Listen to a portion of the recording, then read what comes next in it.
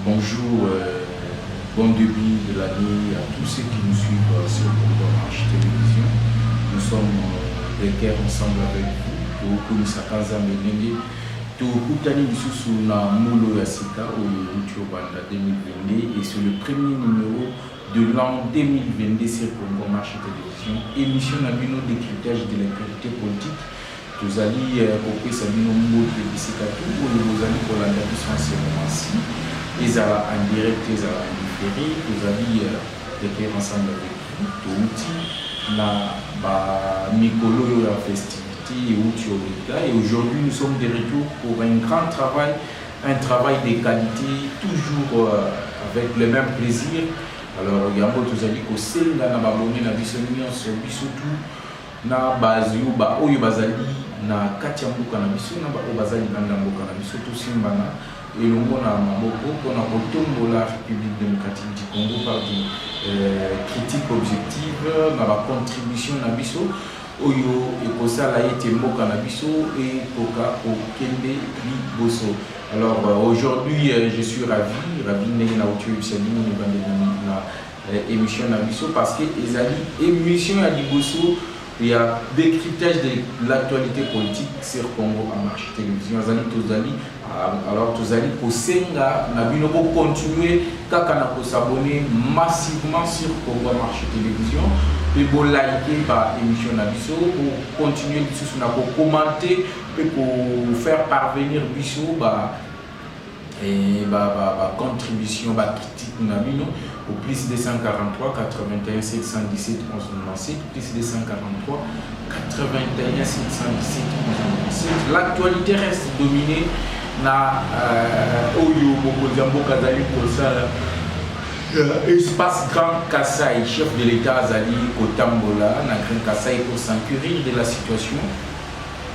Na fin fond, il y a Mboka Nabiso, Yango, Mokozambo Kavanda qui n'a bougement, il y a après bougement, il y a qui dans la province, il y a Lomami. Après Lomami, le chef de l'État est parti au Kassai central. Et maintenant, c'est le Kassai. Après le Kassai, ça sera le Sankuru. Pourquoi ces tournées du président de la République au sein de province, mais principalement dans l'espace Grand Kassai, nous allons en parler. Et aujourd'hui, vous avez suivi Batubeli Bazali Koloba, Mbolo Mbola 2022, c'est une année de travail, Nemoko, Oyo, il faut chef de l'État, jeune Congolais, Misala, donc que le jeune puisse te retrouver. Nous allons essayer de parler de tout ça, tourner à chef de l'État, ce qui se passe dans entourage à Mokonzi Mboka, conseiller naïe, ministre Bazana Katia Union Sacrée. Est-ce que réellement 2022 il y a Moussala ou Bazali Koloba de Salima?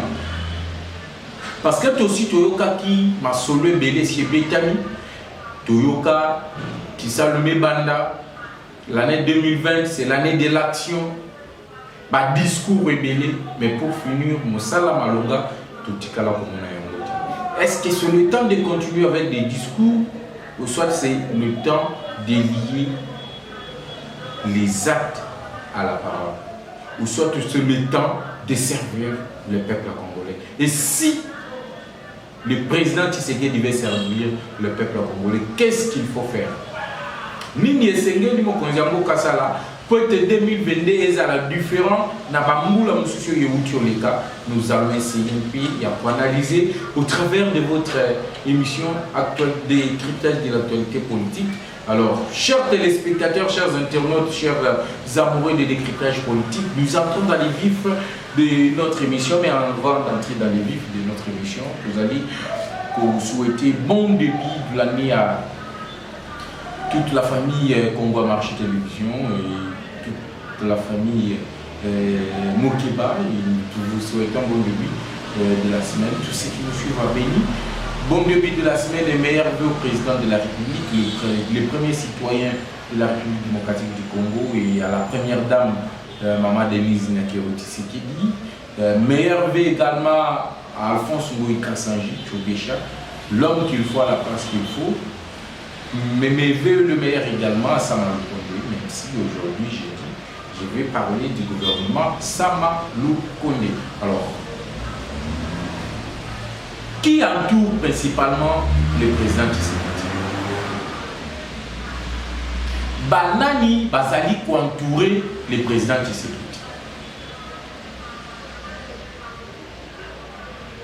Chers internautes, Bokonzi Tshisekedi, Tomona, mais Oyo Tomoni na Bokonzi Tshisekedi est commis du jamais vu. Et commis du jamais vu.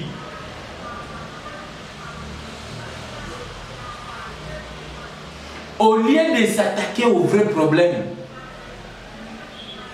d'ailleurs vous allez me supporter aujourd'hui. Vous allez me supporter. Ça c'est un petit conseil que je donne à tous les politiques. Avant la zone de la Makambo, je dis jamais vu dans le régime à Tshisekedi. Le petit conseil que je donne à tous les politiques est que tolérance zéro de l'eau. Dans le bien tolérance zéro de l'eau. On doit dénoncer le mal. Attention que les autres dans le camp politique. On doit dénoncer le mal pour l'intérêt général du peuple. Alors, ceux qui tozali, on doit dénoncer le mal d'où ça vient. Et où tu n'as pas autorité morale, mais ceux qui sont allés, il faut qu'on dénonce. Ata et où tu n'as pas mokonzi mboka, ceux qui sont allés, il faut qu'on dénonce. Alors, ceux qui t'ont commis à niveau wana, et alors, le pays va décoller. Ce qui tue ce pays, c'est le fanatisme. Ce qui tue ce pays, c'est l'hypocrisie. Et ce qui tue ce pays, c'est le camaraderie.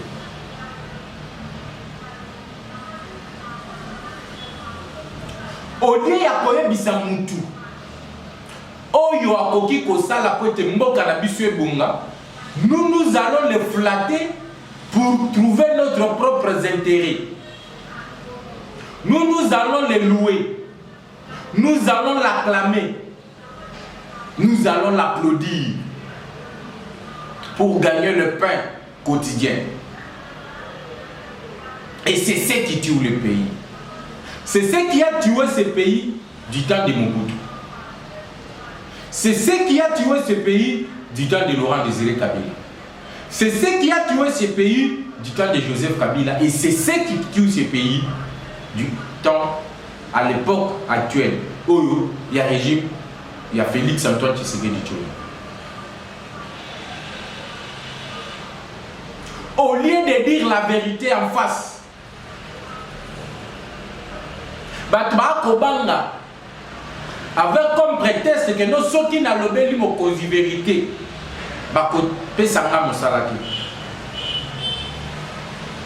il y a un bomoni, bateau babundeli pouvoir en place. Bazana Moussalate parce que la vérité. Chaque temps, n'a pas parlement debout, n'a pas cité Moussous a parti au pouvoir. Le vrai militant, bien le vrai combattant, ceux qui ont combattu les régimes dictatoriaux aujourd'hui n'ont pas de travail. Pourquoi? Parce qu'ils sont clairs et ils attaquent.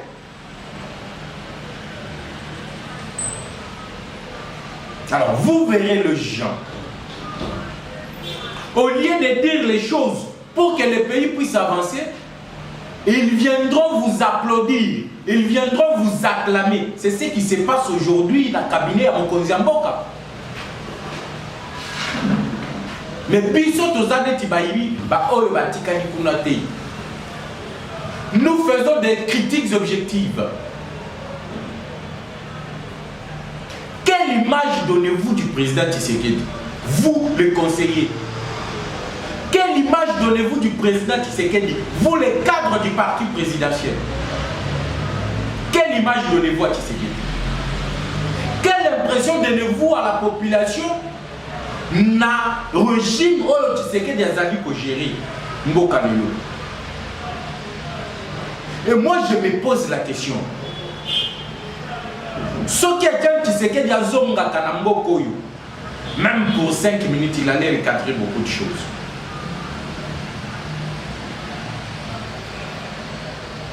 Sous d'autres cieux, conseiller à président de la République, ce sont les hommes dans l'ombre.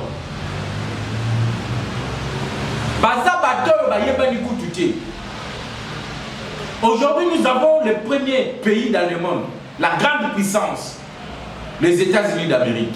Nani a yebi ba conseiller, il y a Joe Biden. Qui les connaissent? Ba conseiller, voilà, ce sont les personnes qui travaillent dans l'ombre. Mais dans le régime Tshisekedi, c'est les conseillers qui sont plus connus que les cadavres ministres. Conseiller ministre, je me répète. Et puis les ministre, non, na sens ya malamu ya kosala musala pour l'intérêt ya peuple, mais na sens ya mabe ya kosala kaki ndumba na ba hôtel. Vous trouvez les 10 oh ils ont la plaque présidentielle. Liboso ba hôtel na Kimbuta na ba bar na ba boîte de nuit.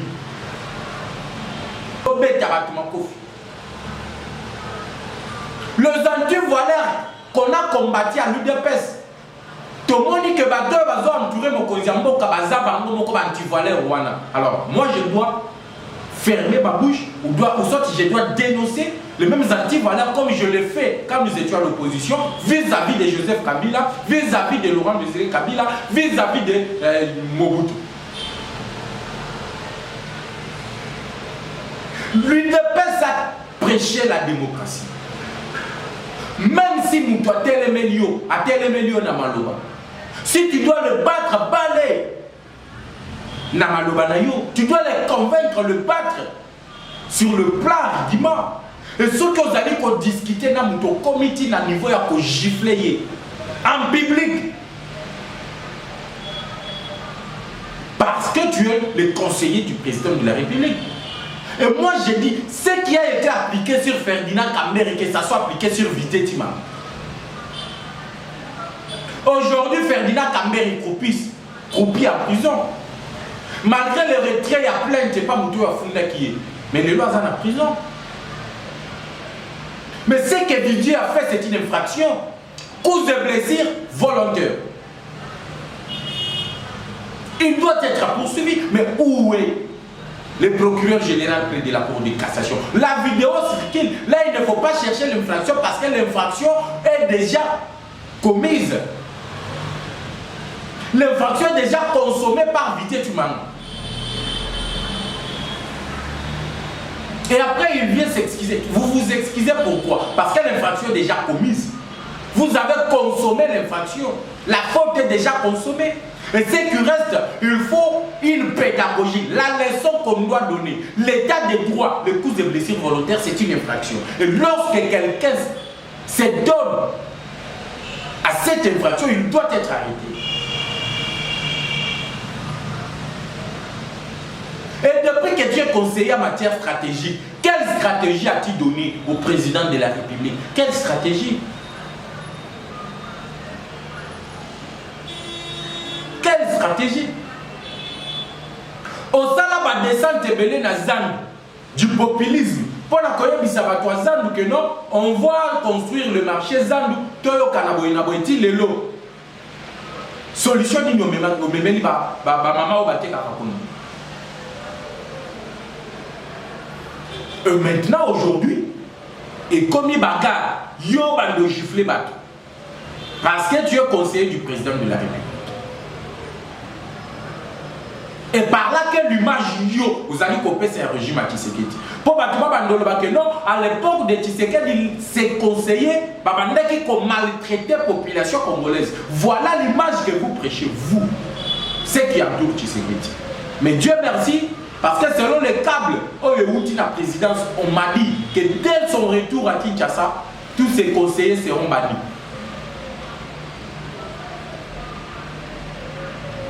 Aujourd'hui, le jeu de la francophonie au Congo, Pourquoi? Parce qu'un conseiller a détourné l'argent. Ok, il y en avait même. Donc, il y a un village, un village où il y a francophonie. Et non, comment côté Salemi, ce type-là, ce conseiller a bouffé de l'argent, porté disparu, à Zongi d'ailleurs, poto, accueilli Kolia Bambala Moto. Nous qui avons combattu, nous restons sans que nous soyons moi ça qui a le soit confété dans un bois. Mais ces conseillers-là, oh, bah, où tu poto. Parce qu'ils sont des camarades de cadres et à parti. Aujourd'hui, c'est eux. Oh, bah, ça dit qu'on même ça régime. Il y a Félix Tshisekedi.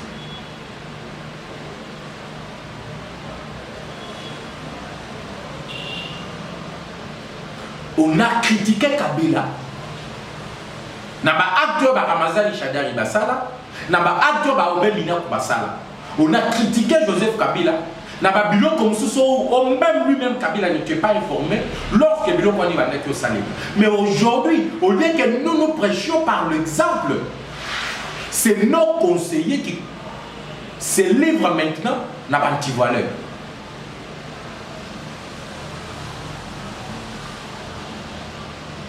Yo conseiller en matière d'énergie, Nachit Katemi.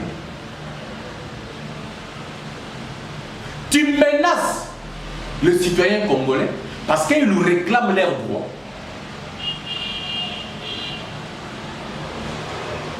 Et tu veux utiliser l'influence, trafic d'influence. Je suis le conseiller du président de la République. Cause à la conseiller Lingyo Lobani. Est-ce que tu es au-dessus de la loi? Tu as bousculé un simple citoyen qui réclamait que ses droits au niveau de Chit Kateni. Mouteur a dit qu'on réclamait le droit là et tu les bouscules. Mais tu es le conseiller en matière d'énergie. Qu'est-ce que tu as conseillé au président de la République? Parce que les Kassai, depuis mon collège chef de l'État Yaki, bon Dieu courant à Kassai, bâti maille. Une fois que Bolongo et Kassai, ton mouvement va fêter dans mon lit. Courant et ça, ils. Mais toi, tu es conseiller en matière d'énergie. Ici, il n'y a qu'une Tchassa, parlons-en. Parlons-en. Est-ce qu'il y a du courant? Et qu'est-ce que toi tu fais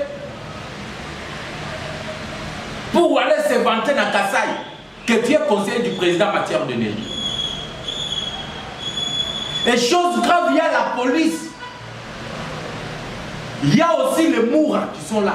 Bana Moura Bazala Kiwana. Chikata Bazala Kiwana. Mais personne n'est intervenu. Parti qui conseille Zali comme menacé individu, citoyen congolais. Il se livre maintenant.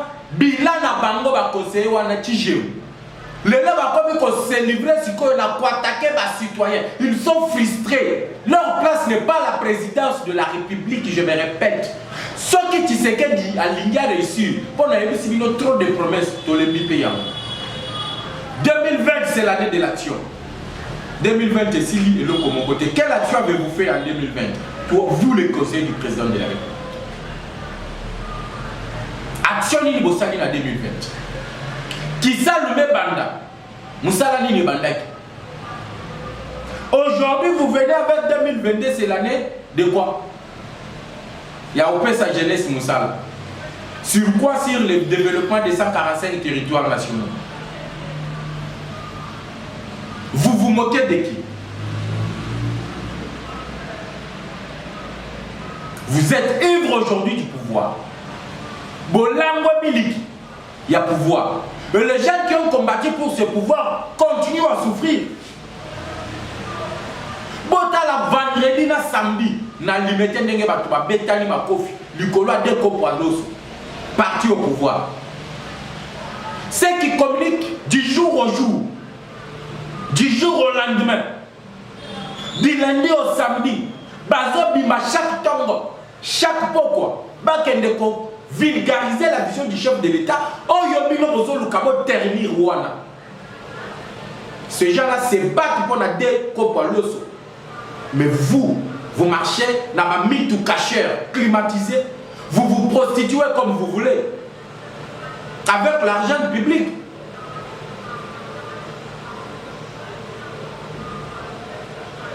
À l'allure où vont les choses, Dès que nous ça va y politique tout conseil. Tolérance zéro de Kobongisa Mokoyo. Les gens peuvent comprendre que non, je suis frustré. Comment je peux critiquer comme ça? Non, ce n'est pas de la frustration. C'est la tolérance zéro. Moi, j'amène 2022, c'est l'année de tolérance zéro. Ce qui ont sali Mabé, que tu sois le secrétaire général Augustin Kabouya, je le dirai. Ah, na casquette à journaliste ou Nazanango, ah, je le dirai. Je vais critiquer le mal. Aux à la jambe que Kaboundo sali Mabé, je critiquerai ça. Que tu sois président Félix Tshisekedi. La vision meilleure que Tshisekedi a pour le Congo, mais les gens qui l'entourent, parce que sa vision, parce que sa image, il y a moins à battre.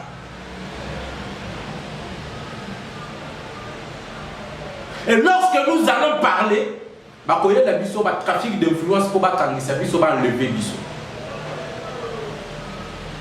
Vous êtes sans ignorer que Vidé Chimangoa ou Tchobé Tabatouba Matam public a gagné ça Joël Kitenge pour critiquer qui Moussa Wazali ko sala na présidence. A Beti Bissous Batuma Matam Denge nazo critiquer nazo le Mélango Boye. Je pense que dans 2 ou 3 jours a Okendo Fundangapé.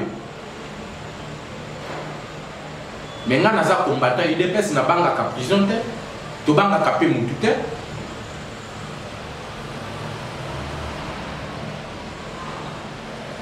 Les faits sont là. Nayabité chef de l'État Zélani pour la Colombo la Batuné qui va vider Chima. Chef de l'État Zélani pour la Colombo la Batuné qui conseiller en matière et énergie. Oyo abeti batuna na chit kate. Et notre police. Aujourd'hui la police a tellement na ya azotala ndenge conseiller azobeta citoyen congolais. Est-ce que ce conseiller-là est au-dessus de la loi? Il faut l'interpeller. C'est une menace. La non-assistance de la personne en danger. Mais si ces conseillers-là parvenaient à tuer ces citoyens-là, vous, la police sur place, vous, Chikata sur place, vous, Moura sur place, qu'est-ce que vous avez fait?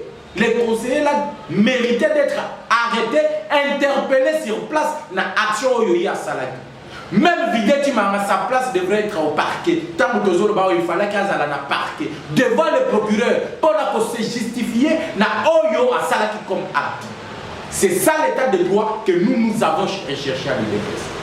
Mais ce qui doit être l'état de droit, parce que les Cambéré, Azokisi Mutuna Moulangi, Bakangi et Tobeti Maboko l'état de droit, alors que Vidé Beti Mutumbata, conseiller en matière d'énergie, a bondi la Chitikatende en infrastructure. Projet qui est gelé au Kassai, Tijé. Libungu tout le nazolo bango. Pour ba oba yebi tulu bate Tijé on c'est libungu tout. Et l'autre côté,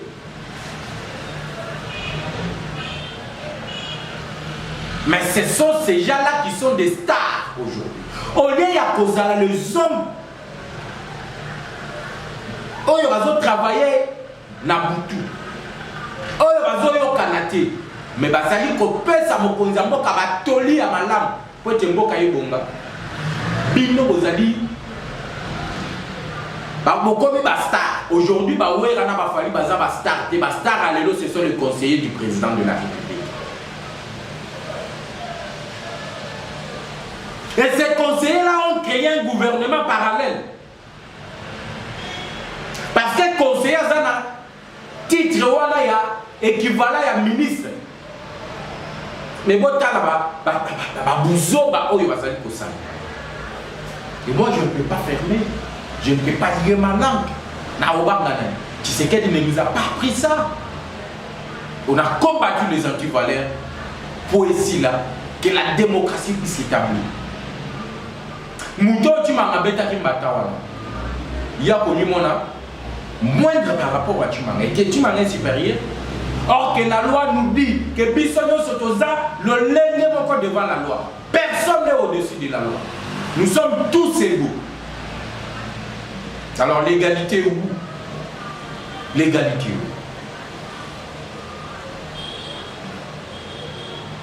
Est-ce que 2022 peut être une année de rattrapage pour Félix Tshisekedi? J'ai dit non. Ah, dans le lobby non. Bokoloba o mutuana a changé, a commis opposant. Non, je ne suis pas opposant. Je suis combattant de l'UDPS et communicateur de l'UDPS. Tolérance zéro, Ndembulo Toubani. Pour l'année 2022, Kozala, Mbongwane Kozala Te. Si les mêmes personnes continuent à œuvrer, Mbongwane Kozala Te. Je me répète, si les mêmes personnes continuent à œuvrer, Mbongwane Kozala Te.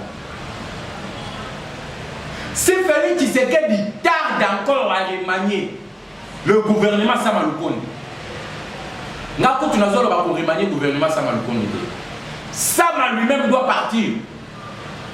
C'est un incompétent à Liboso.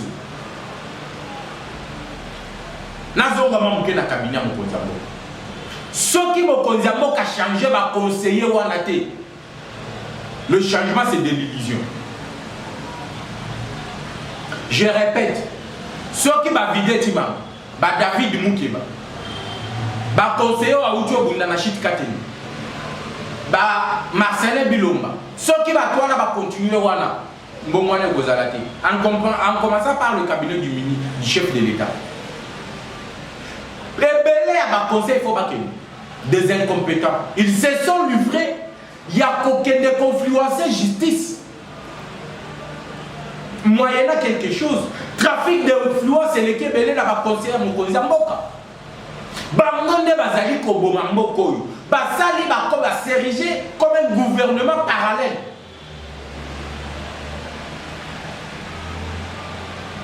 Je suis conseiller. Vous devez me craindre. Il fait ce qu'il veut parce qu'il est conseiller. Ce qui me conseille Mboka. Atamisé cabinet n'a été. Dans un bisabino 2022 et Koleka n'a pas si Koleka n'a pas si Koleka 2021. Ah oui. Mais comme le chef lui-même a décidé, il a dit qu'aux hommes on a eu la Kinshasa, bah Vidje va aux aladi, bah Bilomba va aux aladi, bah David Mouké va aux aladi.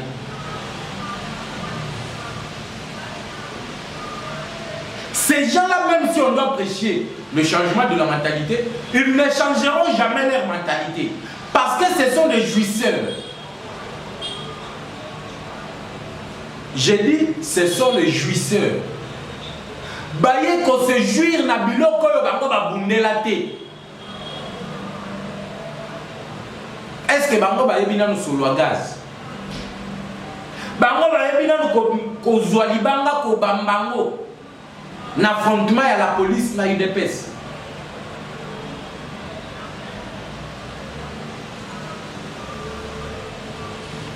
Le gouvernement lui-même Samalukonde. To bandana na Samalukonde. Samalukonde Samachou, bazo bengaye Samachou. Quarantaine d'années.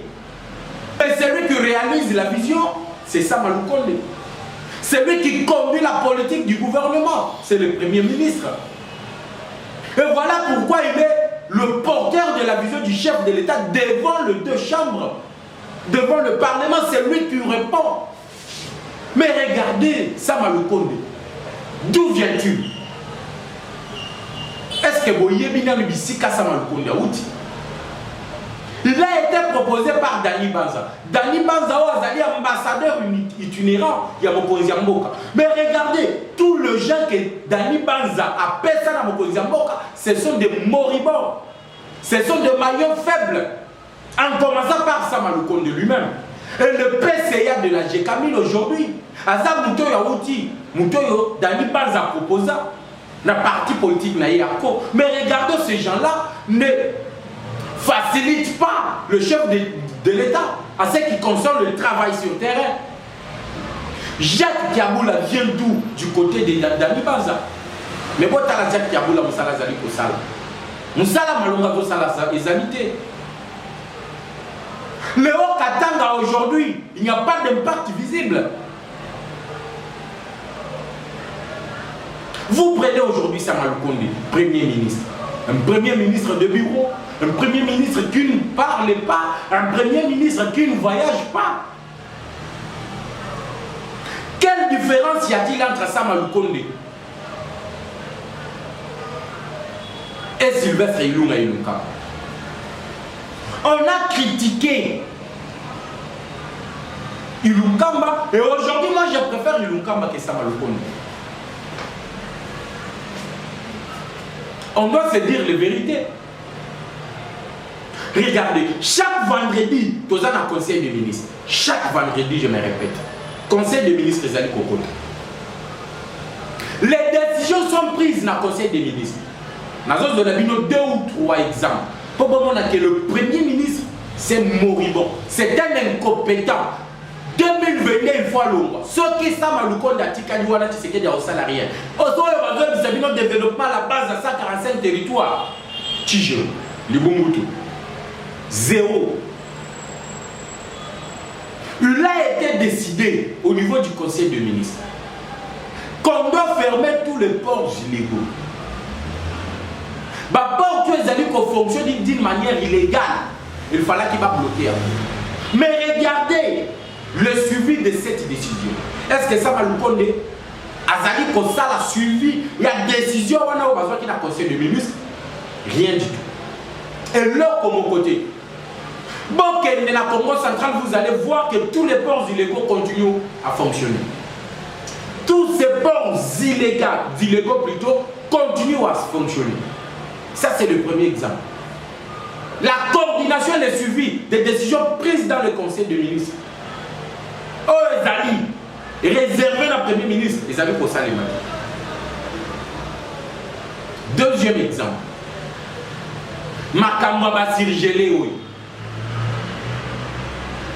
Na lobby, Makamba Basirgelé, oui. Ça a été décidé au conseil des ministres, s'il vous plaît. Le ministre de l'économie a mené les dossiers au conseil des ministres. Ça a été débattu et la décision a été prise au conseil des ministres. On a fait sortir 6 millions de dollars et voire même plus de 6 millions de dollars. Et regardez le suivi de la décision. On a parlé de 27 000 tonnes. Il y a Thomson. Et ce qui arrive ici, et Zao Yozala qui prévité. Et le suivi n'est pas là. Premier ministre moribond. Il n'a pas de parole, il n'a pas d'autorité vis-à-vis de ses ministres. Et tu es quel chef?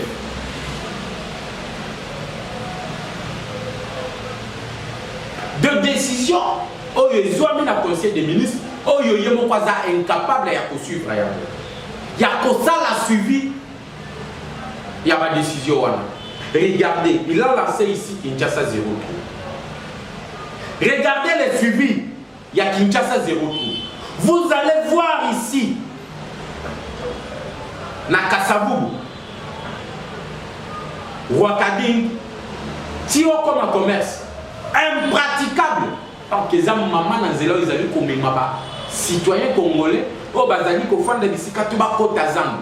Regardez, Zéla Kassai, impraticable.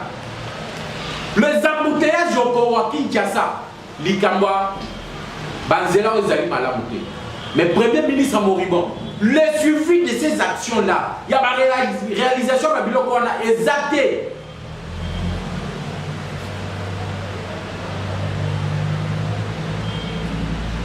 Mais pour nous parler d'un changement en 2022, mais ce changement-là viendra avec quel type de gens? Nabato va dire qu'on travaille. Dans le gouvernement, dans la Kakibino, en 2022, dans Kozonga, secteur par secteur, dans Kobeta, secteur par secteur, vous verrez que rien ne marche. Vous avez dépensé 6 millions de dollars. Pour la Thomson, il n'y a pas. Mais regardez, un bateau de pêche ne coûte pas plus de 500 000 dollars. Nous avons le lac le plus poissonné d'Afrique. Nous avons le fleuve Congo. Nous avons plusieurs lacs. Nous avons plusieurs affluents du fleuve Congo. Nous avons plusieurs rivières poissonnées. Oh, nous avons des couches et des couches. Des types et des types de poissons. Les amis Kokufa n'a pas Iwan. Mais Bino Mozo c'est 6 millions de dollars. Parce que vous avez 6 millions, le Premier ministre a un pourcentage. nga ministre à l'économie na kozala na pourcentage, nga ministre à transport na kozala na pourcentage, et vous vous êtes partagé ces montants-là, et aujourd'hui, par Thomson et Yokomi na Kinshasa, ils n'allaient même pas 1000 tonnes. Et la vente au Kosibat, que non vente ou on a les alliés, 1 kilo 2000 francs, c'est le quota du jamais vu. L'excroquerie encore. Le ministère de l'agriculture, de pêche et élevage. Un bateau de pêche coûte plus ou moins 500 000 $. Ceux qui ont 6 millions, ont divisé par 500 000 $, vous aurez combien? 30 bateaux de pêche. 30 bateaux de pêche, et il n'y a qu'une facilité, tout le monde exploiter. Bambisi na biso na Congo, na balak na biso, na fleuve na biso. Et comme ça, nous allons nous autosuffire. La prise en charge. Oh, Laurent Désiré Kabila, Bandaki Koloba. Nous devons nous autosuffire sur le plan alimentaire. Qu'est-ce qui nous manque? Mais vous prenez 6 millions pour vous distribuer entre vous. Votre gagne-pain. Et vous réfugiez derrière le peuple d'abord. Oh, vous allez comme marginaliser davantage. Qu'est-ce qui manque pour payer ça? Osez bateau de pêche au Tchango na balak na. Oyebi combien de tonnes oyo bateau de pêche na bakubanda ko exploiter na Congo, pe oyo ekozala manger awa, to exploiter awa na Congo, to liena biso moko awa. Parce que oyo vous allez ko exploiter, vous êtes obligé d'acheter là-bas au Namibie, payer les transports. Et tant que vous avez la chair, mais ceux qui te exploitent, il y a des sous et vous avez la moins cher. Et vous avez la moins cher. C'est inexplicable. Au monde à Moutou. La lobby, c'est inexplicable. Au monde à Moutou, Azana Foufou Nandaku, Azana Nyonso Nandaku, mais il préfère que non, Atikawa Azali Nango Nandaku, Atinosumba, c'est moule, il y a 2000 francs à la boutique. Alors qu'il y a ça qui a symbole maintenant. Il y a un débat ministre de l'économie dans sama lukonde bazali ko salaire. Au lieu ya ko exploiter. Tout ça na ba bisiko ba pêcheur, il y a ces bazan awa. Bazali ko manquer ba filet de pêche, ba équipement ya ko pêcher dans la fleuve, dans maluko awa. Mais vous dépensez 6 millions de $. Pour bolongola 1 million et que na achat il y a Thomson et que les 5 millions, vous les partagez. Ministère de l'Agriculture. Moussalani Nibassani. Le mercredi, parce que le BSA fait. Le mercredi, je reviendrai ici. Parce que Batoubazo, ça a pouvoir à Tshisekedi. Batoubazo, ça a pouvoir à IDPS. Bisota Moutobanda qui Kobumbisa Kabila, par Laurent Désiré Kabila, Naba Mobutu. C'était pour que Congolais à se sentir à l'aise. Congolais s'est retrouvé dans la richesse au Congo et Zali na Yango. Mais aujourd'hui, c'est le contraire. Le casting a été mal dispatché. Bozui Mouto a yebi makamute na hydrocarbure, au PC ministère à hydrocarbure. Sur base de critères, parce que c'est mon ami, c'est parce que nous étions avec lui en Europe, c'est parce que c'est l'ami d'eux, c'est parce que c'est les camarades d'eux, c'est parce que c'est le cousin d'eux. Et le Congo maintenant, Botier Yangoua. Alors, je vous promets ici, avant de clôturer mon émission, Isa, moi je suis congolais. Beaucoup qui causent la nuit sur le plan politique. Mais tant que nous avons causé la Nanzala, et pour résoudre les Cambouana, il faut que Tchambon Webele, le ministère de la pêche et l'élevage. Il faut que Tchambon Webele, le ministère de l'agriculture. Il faut que Tchambon Webele, le ministère du travail. Il faut assainir les secteurs du travail, les secteurs de commerce. Il faut assainir cela. Il faut assainir les secteurs d'énergie. il faut leur donner de l'eau. Et on a Congolais à costar la ressource maïs Makamboyo et Tchani politique. Mais le contraire que na de retour na 2022 tout fait tout flamme. Donc le belambo canabiso mutoko petit sanga pona le bela Congo ezate Lumumba ko fait la mbokoyo Kasavu a salé la mbokoyo Mobutu a salé la mbokoyo Laurent Désiré Kabila a salé la mbokoyo Joseph Kabila boma mbokoyo Tshisekedi toko sungaye même si bato baza pembe na ye balingi ba mema ye na libunga oyo Joseph Kabila sala. Nous avons combattu Joseph Kabila. Toloba soki biso tokomi na pouvoir. Nous allons changer la gestion. Mais changer la gestion, on ne change pas la gestion na Mounioko. On change la gestion par le vote de loi. Oyo et pour permettre aux Congolais de se retrouver. Mais la loi sur les anciens, les statuts des anciens présidents. Si le lot 3 ans déjà que nous sommes au pouvoir. Ata, rumeur ya que nous allons changer en Moïsaki. On se retrouve mercredi. Na Oubanda na pêche élevage. Rendez-vous mercredi na pêche élevage. Lobby Zali Fermier. Tout le plaisir était pour moi de vous présenter l'émission Décryptage politique, décryptage de l'actualité politique, le premier émission, le premier numéro pour le